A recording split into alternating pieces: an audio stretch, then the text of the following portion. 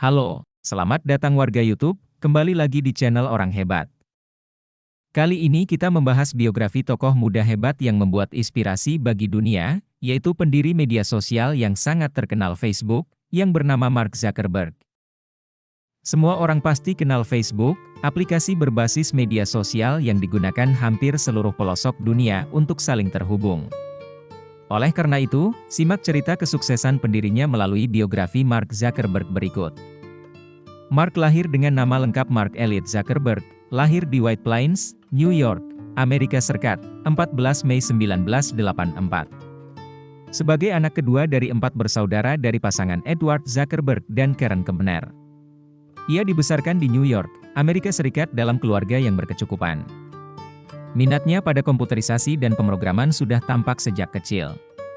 Ayahnya bahkan memfasilitasi dengan membelikan komputer ketika berusia 8 tahun. Mark Zuckerberg menempuh pendidikan menengahnya di Phillips Exeter Academy. Di masa ini ia bersama seorang temannya mampu menciptakan aplikasi plug-in yang mampu menghimpun dan membuat playlist lagu pada MP3 player Winamp berdasarkan kesukaan pengguna. Ia pun melanjutkan pendidikan dengan kuliah di Harvard University spesialisasi komputer dan pemrograman. Disinilah Mark mulai membangun Facebook hingga akhirnya di drop out kampus karena lebih konsentrasi dengan proyek pembuatan aplikasinya. Ketika kuliah di Harvard, Mark mendapatkan ide membuat buku direktori mahasiswa online. Hal tersebut dilatar belakangi karena pihak kampus tidak membagikan buku mahasiswa yang memuat foto dan identitasnya, disebut Facebook, sebagai ajang perkenalan antar pelajar baru. Karena idenya selalu ditolak oleh pihak kampus, ia pun mencari cara untuk mewujudkannya. Langkah pertama dimulai dengan membuat Coursemate sebagai media komunikasi grup teman-teman sekelasnya.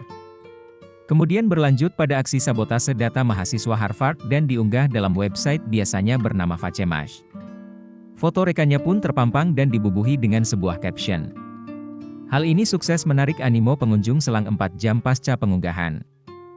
Meski mendapat peringatan dari pihak kampus, ia pun tak kapok dan malah meluncurkan website bernama Facebook. Peluncuran perdananya dilakukan pada Februari 2004. Laman ini merupakan bentuk penyempurnaan dari Facemash. Tujuan tetap sama seperti Facemash. Namun ia menambahkan bahwa Facebook bisa digunakan sebagai alat sosial untuk membuat rekan maupun keluarga dapat saling berkomunikasi lebih efisien, meski terbentang jarak yang luas. Bahkan Facebook menyertakan banyak aplikasi penunjang, setidaknya terdapat 20 ribuan. Hal tersebut membuat popularitasnya meningkat. Bahkan di kalangan mahasiswa Harvard, aplikasi ini lebih digandrungi daripada MySpace sebagai pendahulunya. Banyaknya peminat yang menggunakan Facebook, membuat Mark kewalahan. Ia pun menggait rekannya untuk membantu pengembangan aplikasi. Hingga media sosial ini mampu menjaring 30 kampus dalam waktu singkat. Pengguna Facebook pun semakin bertambah, tak hanya mahasiswa saja.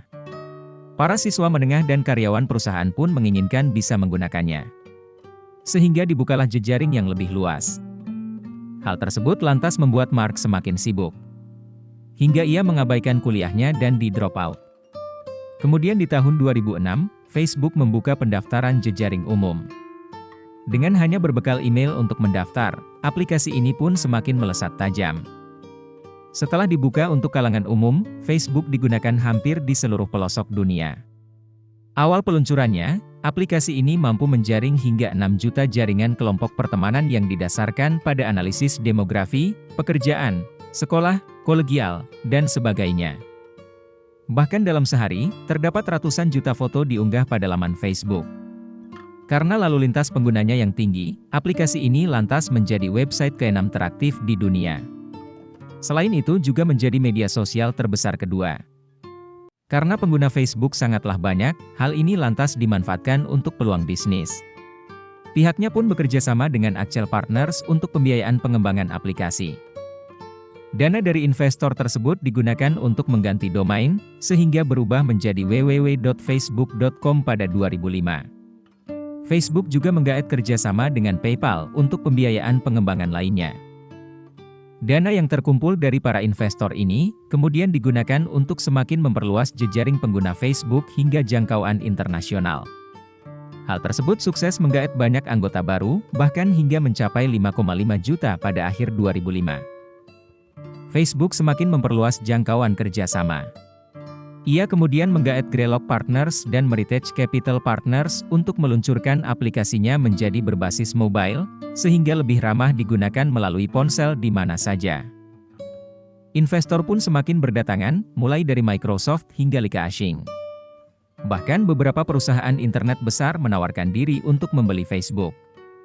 Namun hal ini tidak ditanggapi oleh Mark dan menegaskan hanya membuka kerjasama investasi.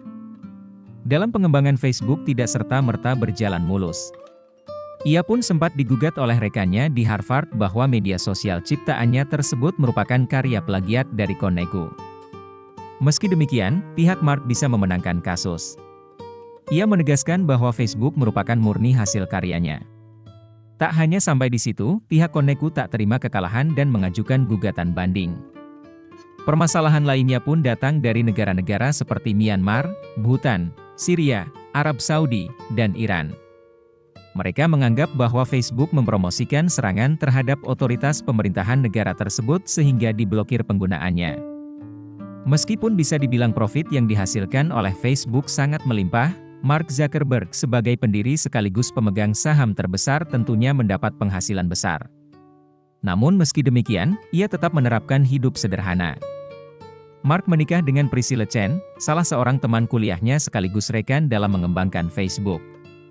Dari pernikahan tersebut, ia dikaruniai 2 orang anak sepasang yang diberi nama Maxima dan August Chen Zuckerberg.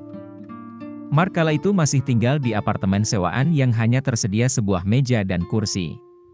Bahkan kasurnya hanya diletakkan di lantai. Ketika datang ke kantornya pun, ia lebih suka berjalan kaki atau bersepeda. Mark Zuckerberg termasuk salah satu potret orang sukses yang tidak mengandalkan kekayaan orang tuanya dalam meraih kesuksesan. Bahkan sejak 2009, ia sudah didapuk menjadi pemuda terkaya di dunia, hingga meraih penghargaan yang Global Leaders. Pendiri Facebook ini bahkan masuk dalam jajaran 10 orang terkaya dunia versi majalah Forbes. Hingga Juni 2020 ini, kekayaannya tercatat mencapai hingga 97,3 miliar US$ atau setara dengan 1.400 triliun rupiah. Hal tersebut lantas membuatnya menjadi orang terkaya ketiga dunia.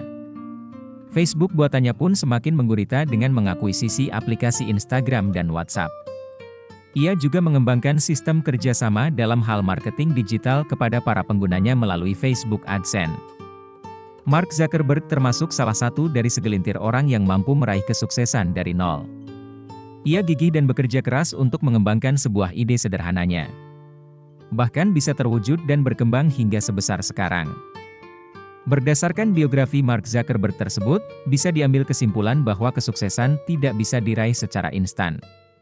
Kamu mesti bekerja keras dan fokus untuk meraihnya. Semoga kamu dapat segera meraih sukses dengan versimu sendiri. Demikian kisah tokoh dunia yang sangat menginspirasi, Mark Zuckerberg. Jika Anda ingin mengetahui tokoh-tokoh dunia lainnya silahkan subscribe dan like serta komen di channel Orang Hebat. Terima kasih.